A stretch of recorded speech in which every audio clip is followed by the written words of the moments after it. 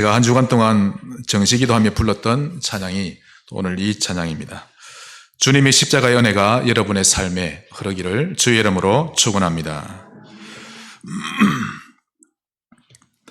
예배는 목사가 펼치는 공연 아닙니다. 그 어떤 퍼포먼스도 아니지요. 하나님을 경배하는 것입니다. 그러므로 좋은 예배, 안 좋은 예배 그런 건 없습니다.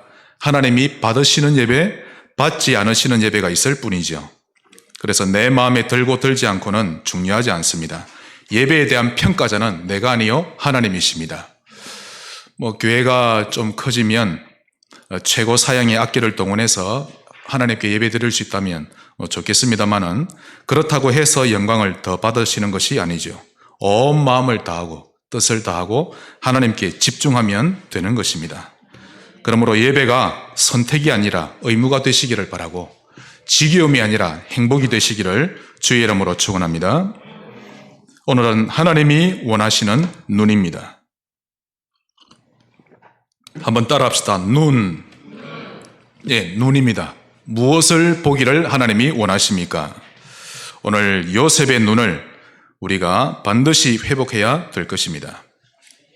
특별히 오늘 말씀은 여러분 신앙생활에 가장 중요한 내용 중에 하나인데요. 오늘 총명의 영을 받으시고 지혜의 영을 받으셔서 말씀이 깨달아지시기를 간절히 바랍니다. 먼저 서론적으로 하나님께서 이 세상을 가장 아름다운 낙원으로 만드셨죠. 그리고 하나님의 형상대로 사람을 창조하셨는데 성경에는 보시기에 심히 좋았더라라고 하셨습니다. 그러나 사단에게 쏘가 범죄하고 타락한 이후로 인간은 오직 죄를 짓기 위해 태어난 것처럼 무너지기 시작했는데요. 결국 온 지구는 네피림 세계가 되어버렸습니다. 노아 외에는 생각하는 모든 것이 항상 악할 뿐이었다라고 성경은 기록하고 있습니다. 결국 대홍수를 통해 호흡 있는 모든 자들을 멸하셨는데요. 그럼에도 불구하고 노아 이후로 태어난 후손들은 또다시 창세기 3장의 종로로 타기 시작했습니다. 홍수 이전과 별반 다를 바 없이 온 세계는 극소수의 믿음의 사람을 제외하고는 모두가 네피림 문화에 빠졌고 바벨탑 문화를 일으키며 살게 되었습니다. 이때 하나님은 우상 만드는 가문에서 아브라함을 찾아오시고는 그에게 복의 근원의 축복의 그 언약을 맺으셨고 우상의 가문을 떠나 약속의 땅 가나안으로 가게 하셨는데 그때부터 히브리 민족의 역사는 시작하게 되었습니다. 그래서 히브리 민족이라고 하면 아브라함의 후손들을 일컫습니다. 자, 이제 아브라함이 가야 될 가나안 땅은요, 장차 메시아가 오셔서 인류의 죄를 짊어지고 십자가에 달리실 곳인데요. 그때부터 모든 히브리 민족은 그 땅을 향해 걸어가는 언약의 여정을 출발하게 된 것입니다. 결국 가나안 땅에 도착하며 이제 정착하고 살게 되었습니다. 야복 강가에서 야곱의 이름을 하나님이 이스라엘로 바꿔주셨죠. 그때부터 히브리인들을 이스라엘 민족이라고 또 다르게 부르게 되었습니다.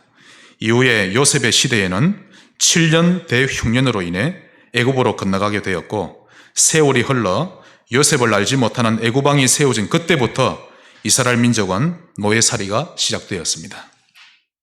하나님의 지구를 이끌어 가시는 역사, 그 파노라마가 머리로 그려지셔야 합니다. 약속의 땅에서 살아가야 할 언약의 백성들이 바로의 압제로 고통당하며 종로로 타고 있는 것을 보시고는 하나님은 그들을 건져낼 것을 기획하셨습니다. 이를 위해 모세를 예비하셨고 그가 80세가 되었을 때 드디어 출애굽의 드라마를 펼쳐나가셨는데 다시 한 번 더 가나안을 향한 여정이 출발되었습니다. 예나 지금이나 우리 하나님은 당신이 추구하시는 언약의 본질 변함 없습니다. 가나안 땅은 언약을 말하죠. 그리스도가 오실 땅 세계복음화를 말하는 것입니다. 하나님이 우리에게 추구하시는 언약의 본질은 예나 지금이나 똑같습니다. 단 지구의 역사는 똑같이 되풀이 될 뿐이죠. 깨달으시기를 바랍니다. 시대마다 하나님은 우리에게 원하시는 눈과 자세가 있는데요. 오늘 그 눈을 가짐으로 하나님께 합격받으시기를 주의 이름으로 축원합니다. 자, 하나님이 원하시는 눈, 오늘 세 가지입니다. 첫째로 복음을 보는 눈입니다. 가나안 땅을 향해 나아갈 때 고향으로 간다 생각하면 이스라엘 백성 또 포로로 잡혀가지요. 고향으로 가는 것이 아니라 약속의 땅으로 가는 것입니다. 복음을 보는 눈, 이 눈이 없는 사람은 대부분의 삶이 빗나가게 되어 있습니다. 자, 우리가 화살을 쏘는데요. 관역을 향해 쏘았더니 그 화살이 빗나갑니다. 그걸 보고 죄라고 합니다.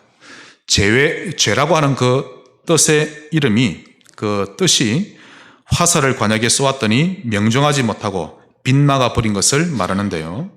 복음을 보는 눈이 없으면 네피림과 바벨탑을 추구하는 삶을 나도 모르게 살게 되어 있습니다. 신앙생활도 뒤틀리는 것이죠.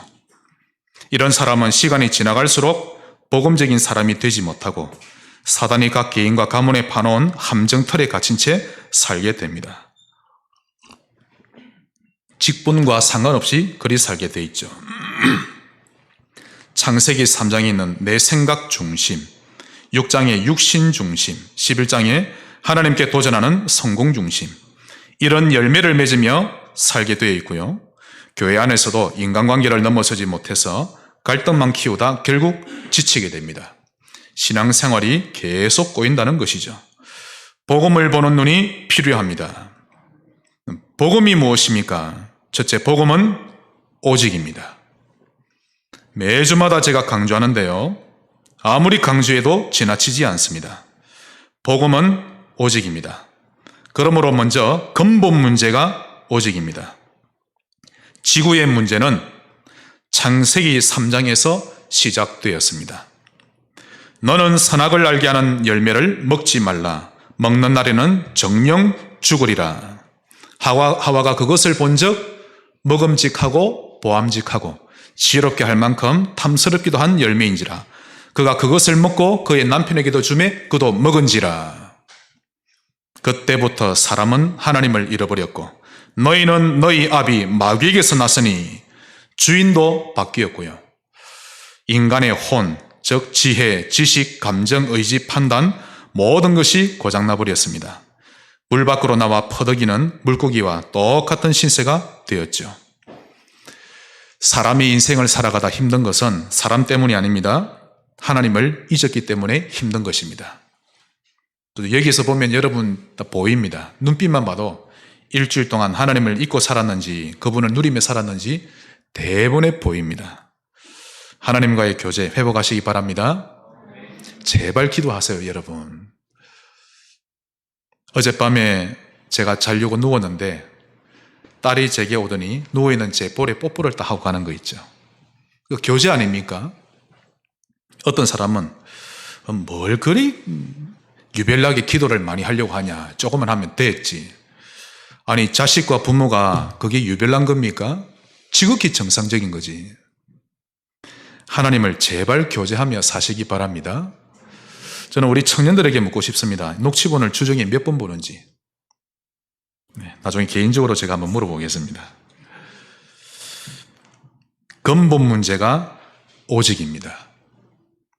그러나 참으로 다행스럽게도 하나님은 사랑이시죠. 우리에게 그리스도를 보내주셨습니다. 우리 말씀 한 군데 보겠습니다. 로마서 5장 8절입니다.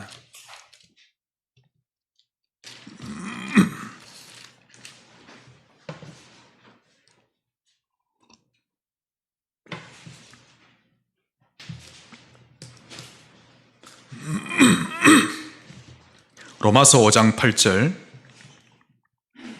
우리 다 같이 읽어보겠습니다. 우리가 아직 죄인 되었을 때에 그리스도께서 우리를 위하여 죽으심으로 하나님께서 우리에 대한 자기의 사랑을 확증하셨느니라. 아멘. 그리스도 주심을 감사하시기 바랍니다. 구세주가 될 자격 크게 세 가지입니다. 사람의 몸을 입어야 합니다. 둘째, 아담의 후손이 되면 안 됩니다. 여자의 후손이어야 하죠. 즉 정상적인 부부 관계로 태어나면 메시아 자격이 없습니다. 그러므로 육신의 부모에게서 DNA를 물려받지 않아야 하고 외형적으로도 부모를 닮지 않아야 합니다. 저는 확신합니다. 육을 입으신 예수님은 마리아 요셉 닮지 않았습니다. 그렇죠. DNA를 조사해봐도 요셉과 마리아 DNA와 닮지 않았습니다. 또한 구세주가 될 자격 세 번째는 그분이 대속물이므로 죄인이라 정죄받고 사형을 당해야 합니다. 그러므로 이 땅에 그 어느 누구도 메시아가 될 수가 없는 것입니다. 오직 예수 그리스도가 구세주가 되는 것입니다. 한번 따라합시다. 오직.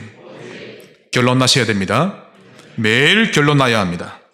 왜 꼭 예수를 믿어야만 하는가? 이에 대한 확실한 해답과 결론이 나는 자가 복음을 제대로 발견한 자입니다. 사람에게는 복음만이 절대적으로 필요합니다. 마태복음 4장 4절 사람이 떡으로만 사는 것이 아니요 하나님의 말씀으로 살 것이니라. 이는 떡이 필요 없다는 말이 아니죠.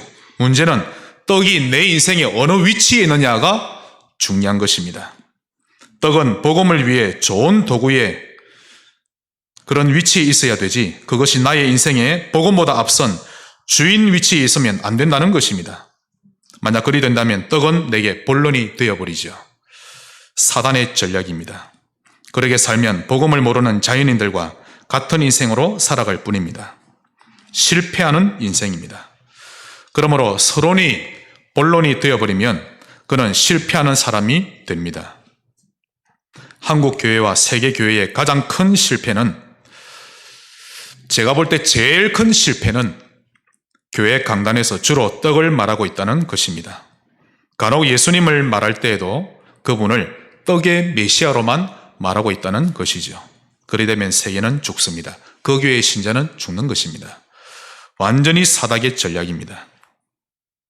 아담이 타락한 때부터 노아, 아브라함, 모세, 다윗, 수많은 선지자들까지 하나님은 끊임없이 인생들에게 말씀해 오시는 것이 오직 그리스도입니다. 지금까지 그러하죠. 그분 안에 진정한 해방과 자유, 용서, 기쁨이 다 들어있고 인간이 먹을 참 양식과 참 음료가 들어있는 것입니다. 이 눈이 열려지기를 하나님은 원하고 계십니다.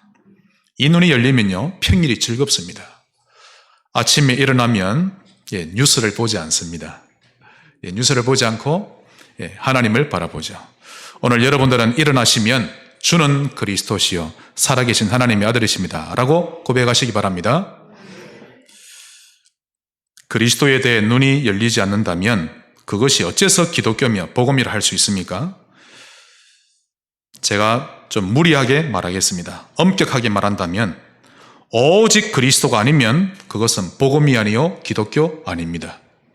하나님은 분명히 오직 그리스도를 우리에게 말씀하신 것입니다. 또한 두 번째로 복음은 치유입니다. 참으로 복음은 우리를 해방시켜주고 벗어나게 해주기 때문이죠.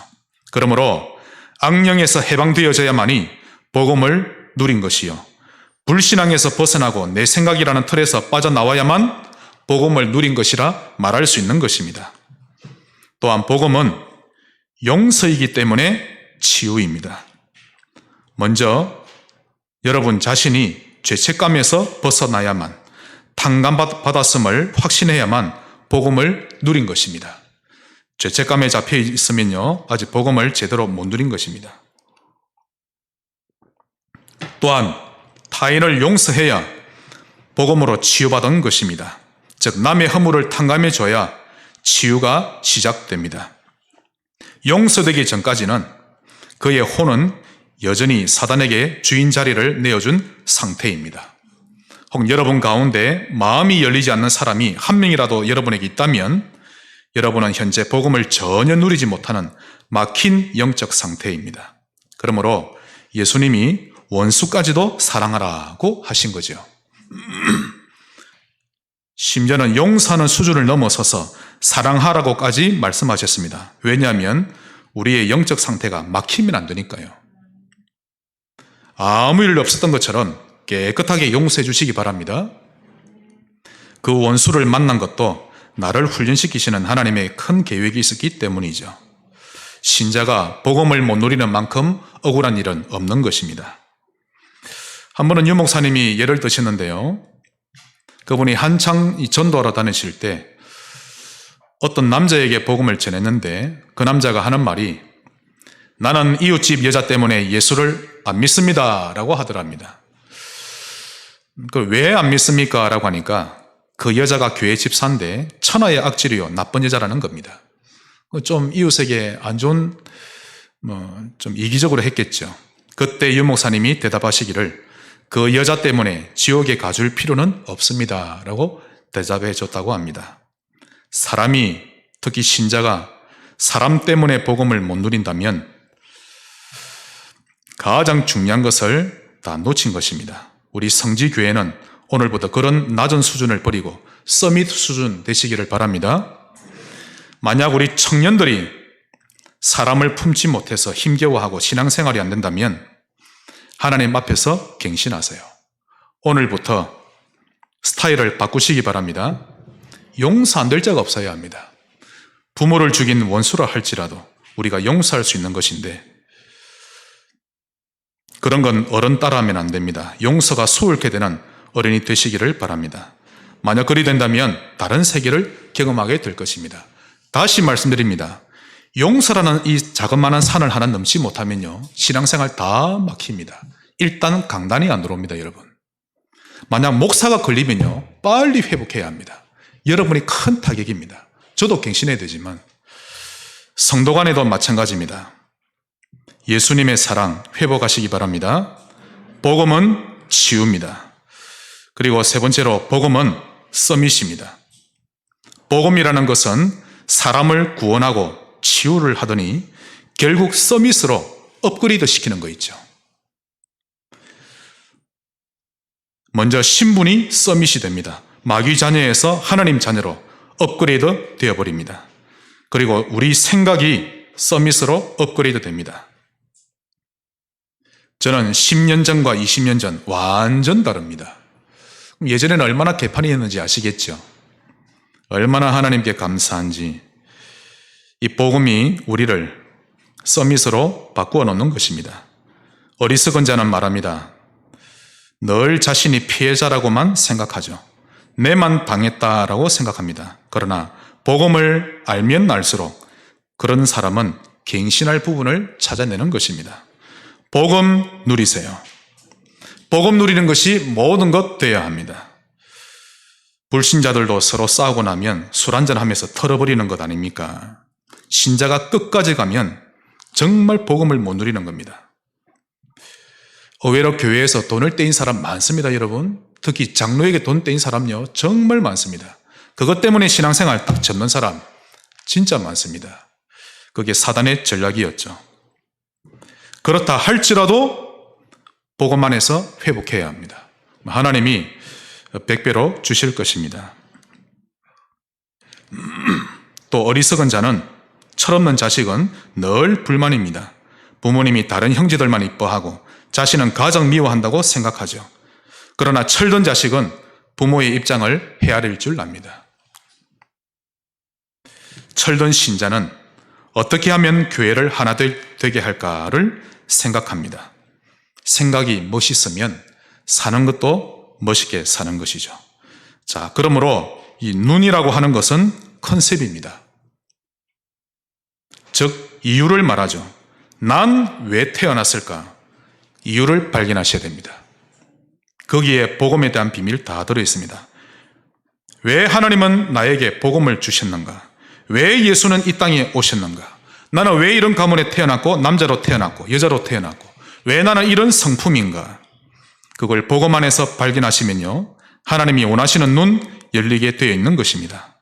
자, 큰 두 번째입니다. 교회를 보는 눈을 가지기를 하나님은 원하십니다. 한번 따라합시다. 교회를 보는 눈.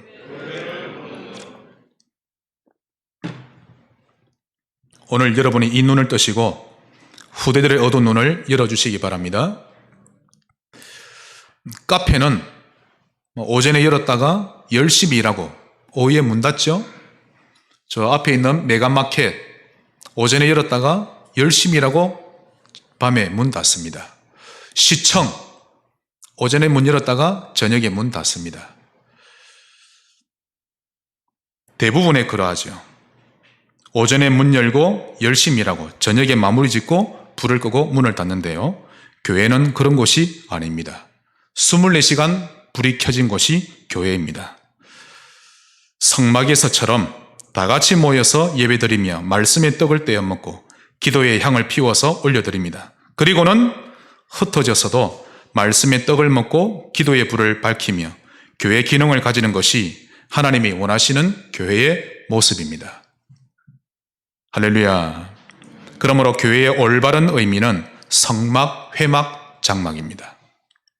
여러분이 바로 교회요. 그 교회의 주인은 예수 그리스도십니다. 현장 교회 회복하시기 바랍니다.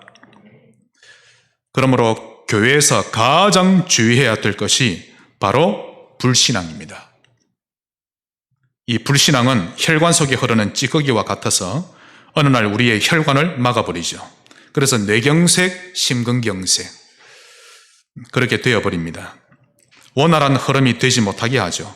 강단이 내게 흐르는 것을 막아버리고요. 이 불신앙은 결국 탈이 나게 만들어버리고 우리 스스로가 이탈되게 만듭니다. 제가 잘 아는 어떤 목사님이 있는데요. 성질이 좀 거시기 합니다. 삐지는 속도가 번개 속도입니다. 얼마나 빨리 삐지는지 순식간에 삐지는 거 있죠. 어느 날 보니까요. 좀 오래된 일인데도 예전에 그 일을 잊지 못하고 여전히 감정이 상했길래 제가 한마디 해줬습니다. 목사님, 그런 건 좀 너그럽게 넘어가 주세요. 사실 상대가 좀 심하게 한 거거든요. 좀 그런 건 너그럽게 좀 넘어가 주라고 말을 하자.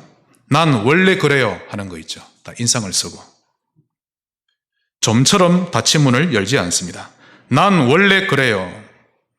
어떤 목사님이 있는데요. 아이고, 예, 목사님 엄청 고집세네요. 그러니까 난 원래 고집세요 하는 거 있죠. 그 말을 바꾸면 다른 세상을 체험할 것인데 그러지 못하면 평생 그렇게 사는 것입니다. 그리 되면 하나님은 그 사람에게 더 큰 것을 주지 못하십니다. 순간마다 갈등을 주시면서 우리의 자격을 테스트하시는데요. 그때마다 하나씩 한번 넘어가 보시기 바랍니다. 그런 사람은 10년 후를 기대하셔도 좋습니다. 모든 갈등의 만남은 하나님이 우리를 테스트하시는 훈련 과정입니다. 돈만 테스트하시는 것이 아니라 직분, 만남, 모든 것을 하나님이 테스트하십니다. 하루 24시간 주시면서 어떻게 쓰는지도 보고 계시죠. 반드시 하나님은 큰 것을 허락하십니다. 네가 작은 것에 충성하였으며 큰 것을 맡기노라. 여리고성을 점령한 이후에 사기충천이 되어 있던 이스라엘 민족이 아간 한 사람의 불신앙으로 자그마한 아이성도 점령 못하고 참패를 당하고 맙니다. 이후에 이 불신앙을 해결하고 나자 비로소 점령하게 된 것을 우리는 알고 있습니다. 그러므로 하나님은 여리고를 돌 때 아무 말도 하지 말라 그렇게 말씀하셨죠. 교회 안에 있는 어느 기관이나 부서도 복음으로 하나가 되어야 되지 불신앙의 말이 너무 힘이 실리면 그 조직은 결국 금이 가게 되는 것입니다. 한번 저를 따라 합시다. 불신앙은 교회에 큰 치명타를 입힙니다. 기관 살릴 줄 아는 신자 없습니까? 너무 간단한데요. 불신앙에 빠져 있으면 아무리 작은 조직이라도 힘겹지만 믿음만 회복되면 아주 쉽게 하나 되게 할 수 있는 것입니다. 그러므로 조직을 이끌어 나가는 것은 지도력에 있기보다 가장 먼저 믿음이었단지가 더 중요합니다.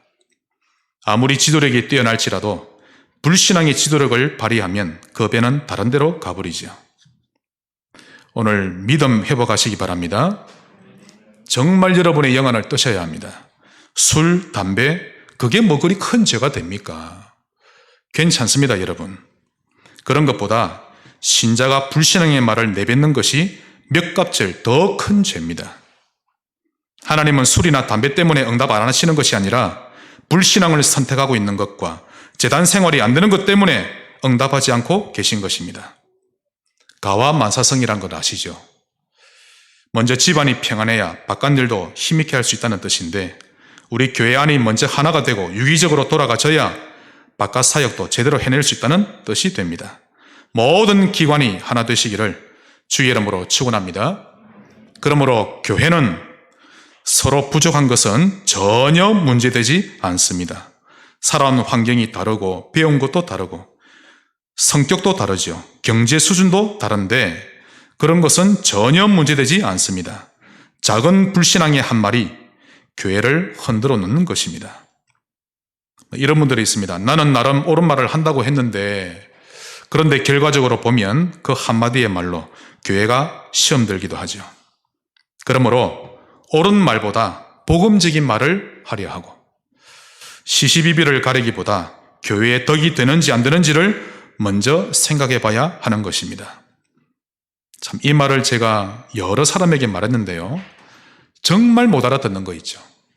제게 상담이 왔습니다. 목사님, 정말 교회가 이래도 됩니까? 이게 정말 복음적입니까? 따지길래 제가 성경을 통해 알려줬습니다. 그걸 따지지 말고 덕이 되는지 안 되는지 그걸 보시라고. 못 알아듣는 거 있죠. 우리 말씀 한 군데 보겠습니다. 고린도전서 10장입니다.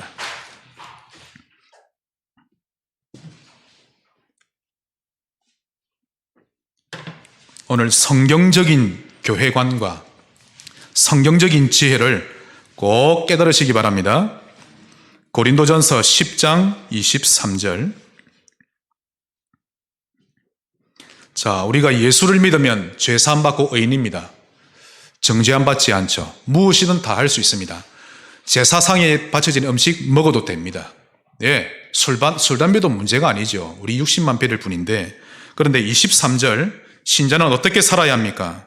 모든 것이 가하나, 즉 모든 것이 옳으나 모든 것이 유익한 것은 아니요. 원어를 보면요. 모든 것이 적법하나, 즉 법에 어긋남이 없으나 모든 것이 적절한 것은 아니요. 모든 것이 가하나 모든 것이 덕을 세우는 것은 아니니라. 이 말씀이 이해되십니까? 그러므로 누구든지 자기의 유익을 구하지 말고 남의 유익을 구하라. 아니, 내 말이 맞지 않습니까? 내 행동이 율법에 틀린 게 있습니까? 그게 아니라 상대가 거기에 시험받으면 죄라는 뜻이죠. 한 걸음 물러설 수 있어야 하는 것입니다. 깨달으시기를 바랍니다. 31절부터 33절까지입니다. 그런즉 너희가 먹든지 마시든지 무엇을 하든지 법대로 하려고 하지 말고 다 하나님의 영광을 위하여 하라. 유대인에게나 헬라인에게나 하나님의 교회에나 거치는 자가 즉 걸림돌이 되지 말고 나와 같이 모든 일에 모든 사람을 기쁘게 하여 자신의 유익을 구하지 아니하고 많은 사람의 유익을 구하여 그들로 구원을 받게 하라. 교회 살리는 주역 되시기 바라고 모든 기관과 조직에 살려내는 주역 되시기를 주의 이름으로 축원합니다. 그러나 분명한 것은 교회 안에 불신앙이 일파만파 퍼졌다 할지라도 복음만 흐르게 할 수 있다면 괜찮습니다. 전혀 문제가 되지 않죠. 오히려 그 불신앙이 발판이 될 것이요. 우리 성도들의 영적 근육은 더 많이 생겨나게 될 것입니다. 여러분 개인에게 복음만 흐르게 할 수 있다면 전혀 문제되지 않습니다. 그러므로 평상시 복음을 계속 먹고 듣고 하는 것이 중요하죠. 오늘 교회를 보는 눈이 열려지시기를 바랍니다. 제가 한 분을 예를 든다면 우리 지자노님 예를 들겠습니다. 벌써 저와 함께 사역한 지가 5, 6년 됐죠. 교회 중요한 일을 맡고 계시니까 예를 드는데 함께 동역하다 보면 저 목사와 코드가 안 맞기도 하지만 갈등도 여러 번 있었을 겁니다. 그러나 그때마다 교회에 유익되는 쪽으로 선택하는 거죠. 목사 눈에도 그게 보였는데 당연히 하나님 눈에 안 보였겠습니까? 하나님이 은혜를 주실 겁니다. 교회 살리는 주역 되시기를 주의 이름으로 축원합니다. 마지막 큰 세 번째로 현장을 보는 눈입니다. 자, 복음을 보는 눈을 여셔야 합니다. 복음은 오직입니다. 그리고 치우며 우리를 살리는 것이죠. 그리고 교회를 보는 눈이 필요합니다. 교회는 본질입니다, 여러분. 가정이 본질이 아니요, 사업이 본질이 아닙니다. 주일날 교회가 여러분의 본질되어야 합니다. 삶에. 그래서 주일 하루는 하나님께 다 드리세요. 성도와 교제하고 하나님께 예배를 드리고 교회에서 모든 힘을 얻고 그리고는 평일을 살아가는 겁니다. 교회는 본질입니다. 그 교회관을 후대에게 알려주시기를 주 이름으로 축원합니다. 근데 유럽, 미국, 우리 후대들 교회 본질 다 잃어버렸습니다. 정말요. 교회가 선택이 되어버렸죠. 교회가 본질 되시기를 바라고 마지막 세 번째로 현장을 보는 눈입니다. 현장은 크게 세 가지입니다. 첫째로 나를 보는 눈입니다. 즉 나의 과거, 현재, 미래를 보는 자세죠. 나라고 하는 것이 현장 중에서도 가장 중요한 현장입니다. 여러분은 여러분의 가치, 즉 나의 가치에 대해 점수를 몇 점 매길 수 있습니까? 윤서는 자신에게 점수를 몇 점 매길 수 있나요? 지선이는? 자신에 대해 채점하는 기준을 어디에 두느냐가 중요합니다. 나의 못난 과거를 기준으로 삼지 말아야 합니다. 나를 평가할 때 나의 과거를 기준으로 삼는 만큼 나는 헤어나오지 못합니다. 완전히 바닥에 기면서 살거나 은둔 생활하면서 살게 돼 있죠. 하나님께서 과거의 우리를 영적으로 특수해병대, UDT 부대에서 훈련시키셨다고 생각하셔야 됩니다. 주변에 보면요, 과거에 무속인이었던 사람이 복음만에 들어오니 지금은 그런 사람들을 살려내는 일에 선두주자로 쓰임받고 있음을 볼 수 있습니다. 또 사람을 죽이고 사형수가 된 사람도 복음을 받으니 감옥 안에서 얼마나 많은 사람들을 복음으로 인도하는지, 오히려 무난하게 살면서 복음의 가치도 모른 채 사는 자들보다 하나님이 보시기에는요, 그들이 훨씬 더 가치 있고 귀하게 보이는 것입니다. 과거가 발판이 되는 만큼 지금 나의 현재가 달라지고 미래가 달라지는 것입니다. 또한 현장 두 번째로 나의 주변 사람들을 보는 눈이 필요합니다. 이들을 문으로 보셔야 합니다. 나의 주변 사람이라고 하는 것은 나의 가족, 이웃 주민들, 직장 동료, 성도들, 이들 모두가 문으로 보여져야 합니다. 그렇게 보이기 시작하면 전도가 다르게 보일 것입니다. 마트를 가더라도 예전과는 다른 걸음이 되죠. 직장에 가더라도 이전과는 다른 출근이 되는 것입니다. 지금 이 말이 은혜롭게 받아들여지는 분은 전도 제자입니다. 주변 사람들이 문으로 보이면 그는 기도하는 것도 달라집니다. 이전에는 당면한 문제, 필요한 부분만 기도했었는데 이제는 문을 두고 기도하게 되어 있죠. 지금 눈을 좀 크게 뜨시기 바랍니다. 제법 많은 분이 눈을 감고 계신데 번쩍 뜨세요. 예, 저와 함께 피드백이 돼야 합니다.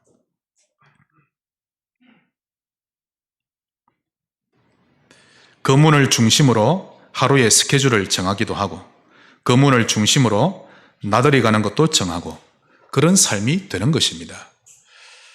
나의 주변을 문으로 보지 못하면 전도가 가장 눌리고 어려운 일이 되는 것이죠. 문으로 보이면 새로운 삶이 시작됩니다. 그리 되면 너무 허무해서 아이쇼핑하는 것 줄어들 겁니다. 또한 세 번째로 내가 처해 있는 현장이 진정한 전도지요, 선교지입니다. 그러므로 이제부터 기도하시기를 내가 처한 곳에 하나님의 나라가 임할 것을 두고 기도하시기를 바랍니다. 또한 내가 처한 현장에 6가지 운동, 옥토운동, 보아운동, 진주운동, 누룩운동, 계자시운동, 그물운동, 이 6가지 운동이 일어날 것을 꼭 기도하시기 바랍니다. 이렇게만 되면 우리에게 어떤 결론이 나오는가 하면 CVDRP라는 결론이 나옵니다. C, 언약이죠. 가장 먼저 발견되고 결론나게 됩니다. 오직 그리스도. 그리고 V, 하나님의 결론이요, 지구 역사의 결론인 세계복음화입니다. 그것이 나의 비전으로 깨달아집니다. 다음 D, 드림, 꿈이죠. 세계복음화 때문에 하나님이 나를 쓰시는 방법이 바로 드림입니다.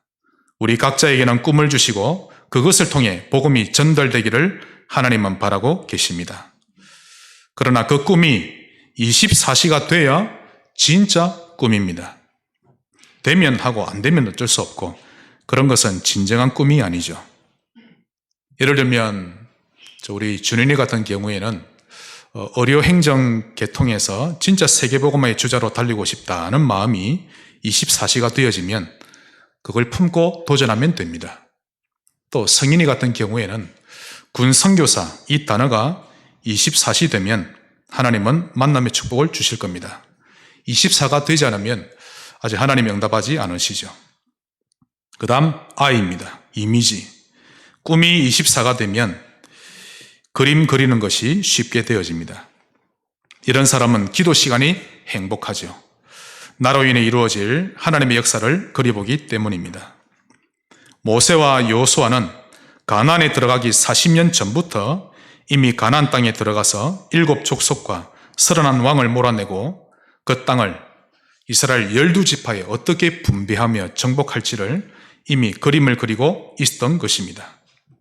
그리고 생각만 하고 있는 것이 아니라 오늘 어떻게 살 것인지 실천할 부분을 기획하며 계획을 세우는 것입니다. 이처럼 복음 하나만 알았을 뿐인데 이 복음이 우리 인생의 질을 완전히 바꾸어 놓은 것입니다. 오늘 3가지의 눈이 여러분에게 꼭 열려지시기를 바랍니다. 말씀의 결론을 맺겠습니다. 첫째로 하나님의 눈을 가지면, 즉 하나님이 원하시는 눈을 가지면 삶이 풀리기 시작합니다. 반대로 내 생각을 내려놓지 못하면 아무리 애쓸지라도 항상 제자리 걸음이거나 퇴보되어집니다. 세월은 계속 흐르는데 예전이나 지금이나 나아지질 않죠. 주변을 돌아보면 사람들은 갈등과 고민이 너무 많습니다. 특히 이런 사람들이 많습니다. 다른 사람들은 신앙생활 잘하는 것 같은데 나는 왜 잘 안 될까? 누구는 믿음도 좋고 인정받고 하는 일도 잘 되는 것 같은데 나는 뭐 하나 제대로 되는 게 없는 것 같고 왜 그럴까? 신앙생활은 재미없고 신나지도 않고 그렇다고 때려치울 수도 없고 항상 기분은 꿀꿀하고 나는 왜 그럴까? 이유는 간단합니다. 그 복음이 내 것이 아니어서 그러합니다. 바울처럼 복음이 나의 복음이 되지 않아서 그러하죠. 오늘 그리스도가 나의 그리스도 되시기 바랍니다. 삶이 풀려집니다. 나에게 복음이 없다는 것이 아니라 나의 복음이 안 되어 있다라는 말이죠. 결론 2번째입니다.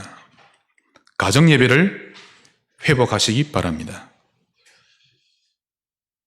이것을 여러분 가문의 풍습으로 또 유산으로 남겨보셔야 합니다. 그러면 웬만한 집안 문제 수월케 해결됩니다. 혹 가족 중에 생일이 있으면 생일 감사원금 준비해서 하나님께 드리는 것도 우리 아이들에게 보여주고 축하할 일이 생기면 또 가정예배 드리면서 감사하고 어려운 일이 생겼을 때는 더더욱 선불 감사 예배를 드리기도 하면서 가정 분위기를 하나님 중심, 예배 중심으로 만들어 보시기를 바랍니다.